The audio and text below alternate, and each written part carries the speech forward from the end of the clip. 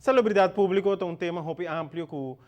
e também tem uma possibilidade. A senhora Mervin vai atrás da conta nos mais de colaboração assim ave de IPCO Paco Esaki. Durante a reunião de IPCO, é um tema que também bem al margem da salubridade pública, para qual tem uma visão grande em 2015. Awe me propisa que depois de ano 2012, quando nós começamos a grupo de trabalho tocante de salubridade, nós logra que a na Juni aqui, Ministério de Aruba de Saúde também organizar um congresso netamente dirigido a todo ponto que nós inventarizar durante a reunião de IPCO. E para mim, essa é muito importante,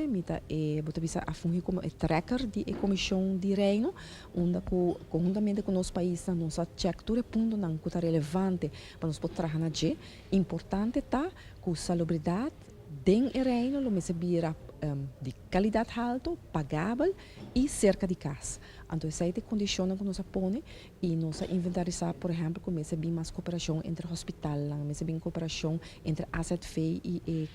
zorgverzekeraars de outra isla, lo essa mais cooperação entre diferentes doutores, especialistas,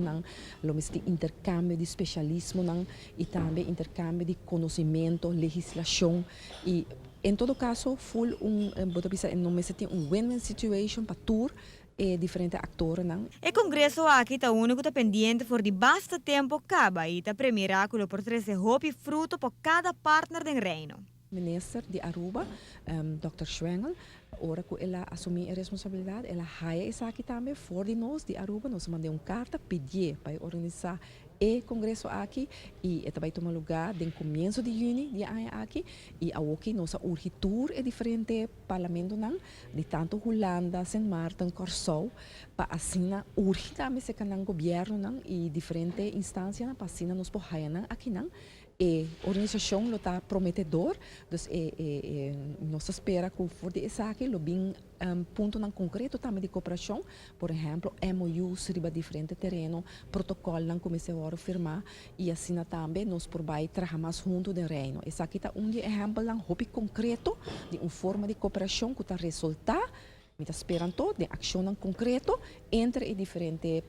países do reino. Mientras tanto, a reunião vai de um bom ambiente, qual o parlamentário está considerado importante para o país não por chegar a outro. A reunião vai, desde ayer acaba, de um bom ambiente e nós temos discussão assim, para o que trata de diferentes pontos,